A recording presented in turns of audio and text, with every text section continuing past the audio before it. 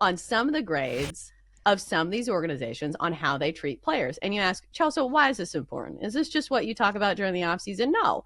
It can be the difference between free agents wanting to sign with your team and free agents saying, hell no, I am not entering that locker room that refuses to serve me 3 meals a day. Like the Bengals only serving 2 meals a day as opposed to 3.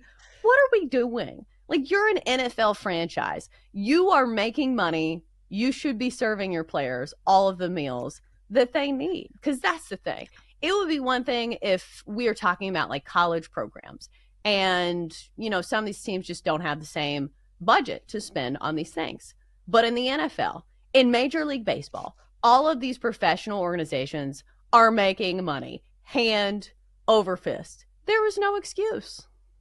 Yeah, no, some of these are so wild because you would think it's kind of important to feed your players. And as an NFL team, wouldn't you think you would have the best resources available, especially dietitian? You have a whole staff of people for nutrition that the least your cafeteria could do is serve 3 meals a day at least, and maybe always have snacks available that are healthy. And it feels lazy when you see some of this stuff. It is mind-blowing to watch NFL teams during a full season and think, well, the facilities behind the scenes are not so great, and not knowing that until this survey comes out, which I think it is good to keep these teams in check with this survey, and to have the good and the bad of each team too. So it's not just like, oh, well, this team is trash, they're doing everything horribly, and then but also have the teams that have improved upon the things that they do, so that other teams can maybe follow suit and see why their grades are lower. So I think all in all, it's a good thing to do, but it is eye-opening to see how some of these teams treat their players. Yeah, and I think for some of the casual fans who are thinking, why does this matter? Well, it matters when you're trying to get free agents. And if word goes around, like, here's the thing. When it comes to professional sports, it's a pretty small bubble. Like, a lot of the guys know each other and a lot of the guys talk. So if you ask somebody who's played for said organization, say, hey, me and my family are considering joining this team. How is it for my family? Is my wife going to like it? Are my kids going to be welcomed in? And if the player says, no, our team got an F in that regard. The Jacksonville Jaguars had one of the worst scores of treatment of families. Do you think free agents are going to want to go there? Like, obviously the money reigns supreme, but if they have 2 offers where the money is similar and they choose one or the other, do you think they're going to the team and the organization that treats the players like garbage? No. Of course not. And that is why what is startling, not startling, but very eye-opening about this survey is the jump in grades based on daycare. Having daycare, a team adding that changes grades completely. Like the Commanders, there was a huge jump. First of all, food service for them in this survey, and the addition of daycare on game days led to a jump in family services grade for the Commanders from an F- to a B+. So that changes a lot of things. Like you said, a free agent decides whether or not they think about, the climate, the weather, the team itself, but for their family, because you have to, in cases, convince your family, like, we are going to move here and I would like to play for this team. And then your family is like, well, how will we be treated? And if the survey says not very well, I don't think you're going to go to that team, because it's also, I mean, as far as I know, anonymous. So there's no reason for players to lie on this survey, maybe for spite, but I don't know why they do that. So it seems to be a very truthful way to get an idea of how a team will treat a player.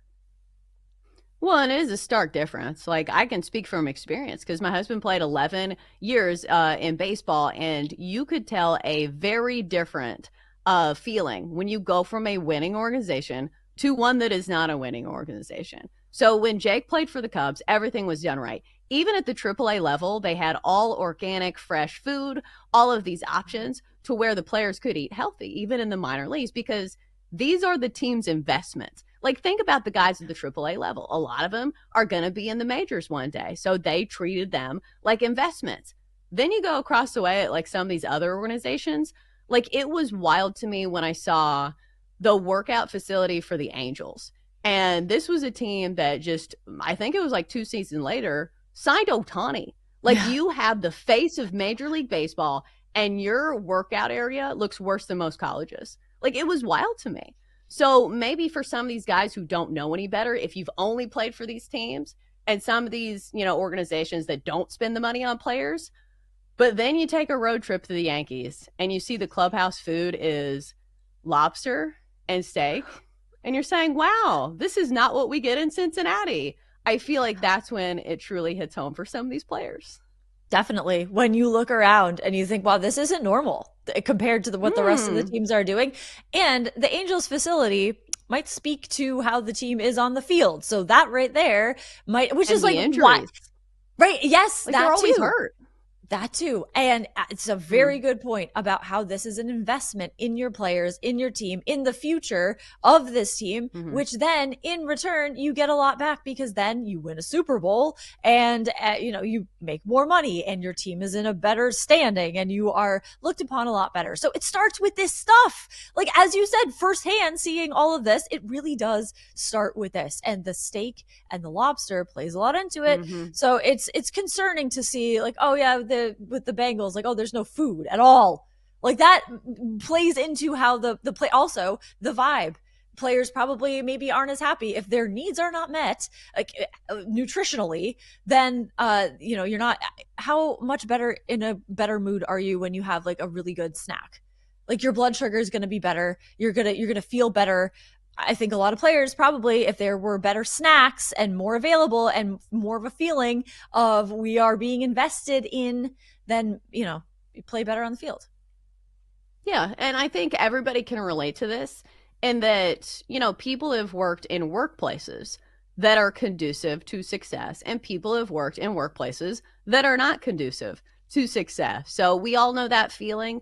It's almost similar to, like, my only complaint about this job is that since we work remotely, we don't get a Christmas party. And I feel like that used to be like one of my favorite things about working at the news station. We had this big Christmas party and it was so fun. And it's so stupid because it's like, bribing the classroom with a free pizza party when in fact you're like, hey, maybe we should get better health care.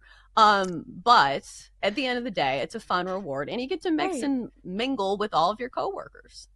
Right. Like, when it comes down to it, what are you going to remember? The healthcare or the Christmas party? Probably the Christmas party, I would think, unless that's, it is a problem, but the memories, it's about the memories. It's about the camaraderie.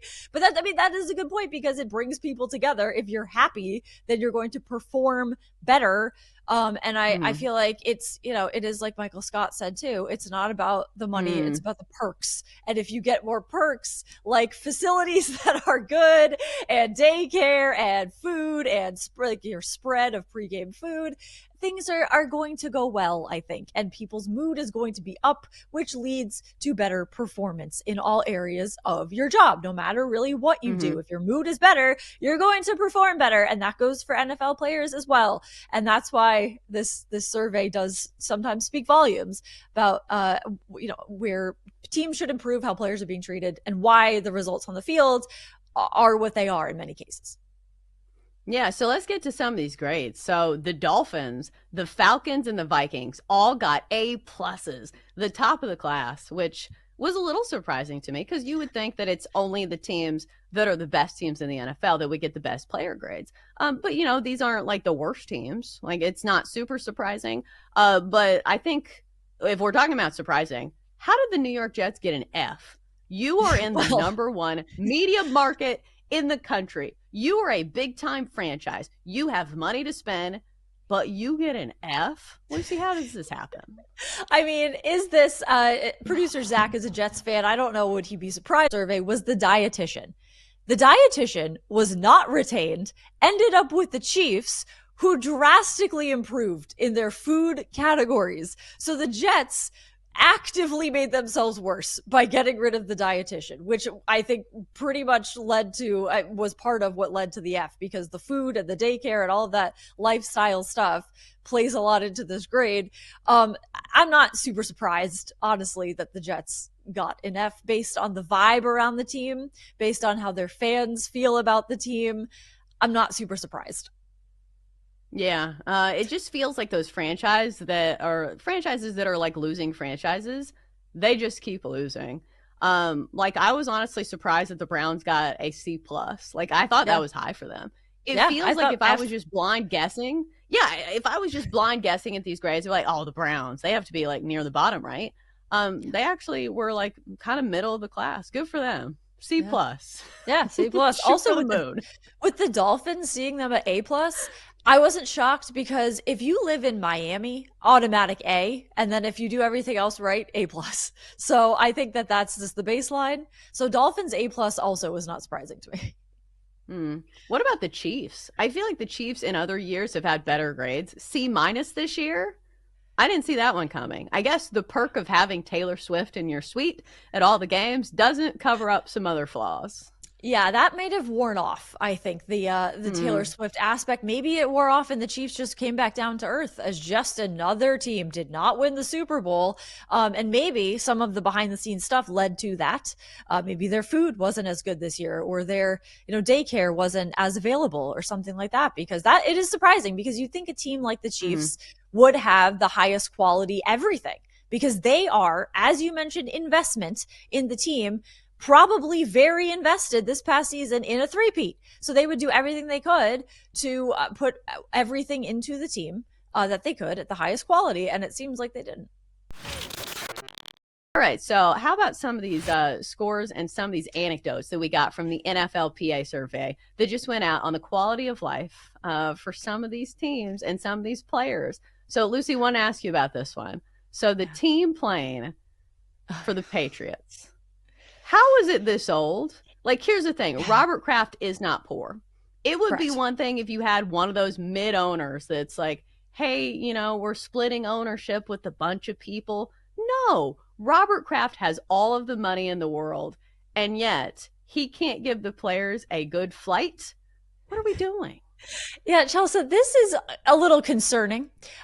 So it was a very big deal when Robert Kraft bought this plane. It was the first NFL team to have their own plane, and then he used it for many things, where has over the years to fly teams home from championships, to fly in masks and 95 masks during COVID, and Mm-hmm. fly the Yukon Huskies home from their national championship win, things like that. So this plane has gotten a lot of use over the years, not just flying the Patriots around, but it was reportedly built in 1991.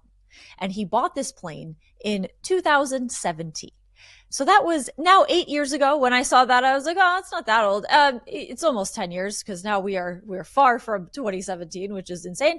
But I wonder if this plane has been upgraded since then, which it looks like it hasn't, because some of the complaints about this plane, and you could go back and see pictures of this once he first bought it.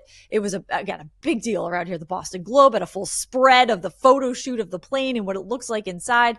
All the seats are first class seats. However, not a lot of room on this plane. You see the seats are very squinched in. You get like 5 seats in a row, like I think 3 in the middle. Like it looks a little cramped. And at the time it looked pretty great, but as things advance, things start to look obsolete as you look back at them. But Mm-hmm. complaints included ashtrays in the armrests, which whatever. It's outdated, but it should maybe be updated. The other complaint is no Wi-Fi on the plane. Yeah, Which, that's a yes, big one. so that's a big one. But Chelsea, here's the thing. Mm-hmm. I don't think I've ever used Wi-Fi on a plane. It has never worked for me. It has never connected, not on a flight to Italy, not on a flight to Ireland, Austria, Florida. Not Florida's a long flight, but like to Europe, these flights that are 8 hours. Never used Wi-Fi because it doesn't work for me. So this one, I saw that and I was like, you could live, but I wouldn't want to. Like if I was on an NFL team and I didn't have Wi-Fi on the plane, I would have questions. I would be like, why isn't this working? This should work because I'm a multimillionaire. This should work for me. But if it's never connected for me. I have pre-downloaded all my stuff. I have my crossword that is already loaded. You can't go back though, because you need Wi-Fi to go back into the new crossword or back into the library. But you download your crosswords and you download your TV shows and your movies and your books and you plan ahead. And maybe it's a little relaxing to not have Wi-Fi on the plane, though it does produce anxiety where I'm like, I'm missing a lot of stuff. So yes, it's a valid concern. However, could live without it. Could live without the Wi-Fi on the plane because it's all I know. However, if I have Wi-Fi, like I know I won't tomorrow because the airline I'm flying does not have Wi-Fi. But if I had Wi-Fi on a plane maybe once, I might not be able to live without it again. So maybe it's a problem. I think it is a problem. I've had a much different experience than you. I've had the Wi-Fi work on all of my flights. And even when it's the free Wi-Fi where you can only use like Southwest, and their selection of movies, or you can watch like the flight map, you got to have something. Because like, think about these guys. They're busy playing football and thinking about the game. They're not planning ahead. Do you think the day before the game, they're like, what should I download for a flight after the game? Which episode individually should I download? Have your assistant do it then, because this is very important. But what are they doing? Like currently, the Patriots plane does not have Wi-Fi. So what are they doing? I mean, they're playing cards. They're doing the things that teams have done for not centuries, but decades. Back in the 1800s, teams flying around. No, I think that they are going back to their basics, and maybe they have already downloaded game film and they study your film on the flight. Maybe is the point. Maybe they don't have Wi-Fi for a reason, and that's the Patriot way. Is that you study film on the flight and you don't need Wi-Fi or distractions or social media while you're flying. And maybe that is for a reason. And the ashtrays are for when they win the Super Bowl and they can smoke cigars on the plane. But it's not safe, right? Isn't the reason we don't smoke on? It's not super safe. It's a federal law, I do believe. You will be arrested and charged with, I think, a federal crime if you smoke on it. I think if there was a reason for it, like maybe players would be on board, because I do understand. And a lot of teams do have like team meetings on flights because, it's time, efficient to where you've got everybody in one place at the same time. But I don't know. It just, if you feel like you talk to other players from other teams, which a lot of NFL players probably do, and they're like, yeah, we got Wi-Fi on the planes. We've got caviar. We've got drinks. Because here's the thing, on some of those flights, like Jake would tell me about some of like the baseball flights, they would have unlimited alcohol. They would have unlimited buffets. And these flights sounded kind of awesome. And from what my mom has told me about like flights way back in the day, she said when she was a cheerleader in college, they would have these like flights.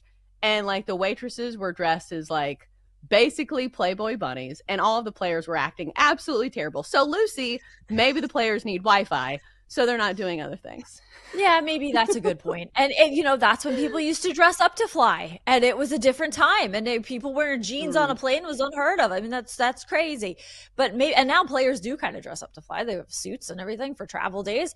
But I think in the case of the Patriots, I could see this being intentional, where they don't have Wi-Fi intentionally so players are focused, which as you said, if you look at other teams, if a player is looking at talking to other players and they're looking at what they have and you're like, why don't we have that? It is a little concerning if you are a player and you're like, I wish I could check my Instagram on the plane because that's the only time I have to do it, or I can sit down and actually post my game day fit from yesterday or something and like got the dub Instagram post after a win. Maybe the flight is the only time to do that and you don't have Wi-Fi and you can't do it. But I could see it being intentional. And I think the Patriots should get an A+ actually for not having Wi-Fi. It's relaxing. Or Lucy, counterpoint. They bring in Jordan Hudson as player director of Wi-Fi on the plane, and she coaches all the players on their social media strategy, because the Bill Belichick of old probably would have been on your side, said no Wi-Fi during these flights, you should be looking at film. No, Bill Belichick these days be like, go ahead, upload that Instagram, go ahead and get on your snap face, gentlemen. This is the time to do it. Well, if Bill Belichick was still the coach of the Patriots and he was dating Jordan Hudson, which I think he was at the time, he was still the coach, and she was on the plane, you better believe there would be Wi-Fi if she wanted it. It seems like that's the case. Yes, she would. She's a go-getter. She's a go-getter. She got in a Super Bowl commercial immediately. It's insane. She would absolutely Super Bowl commercial. She would get that done. 100%. There would be Wi-Fi today on that plane if Jordan Hudson was, I would say, a member of the Patriots organization. She would have a title. She would have a job. She's got the game rings. Day role. She's got the rings. She has the rings to prove it, Chelsa, that she is qualified for this. And she has the social media posts to prove it too. She is very good at promoting things on social media herself and her relationship and her causes. And I think she could translate that to Patriots social media. And so I do know the head of Patriots social media. She does a great job. So maybe Jordan would be, the second in command to that. But I think special advisor. Yes, exactly. And say, maybe bedazzle this a little bit, pizzazz this, add some jazz to this. And so maybe that would be the case, but there would definitely be Wi-Fi. Yeah, I think her answer for everything would be like, let's get Bill's rings in this. We're promoting this. Let's get Bill's ring in this. All right.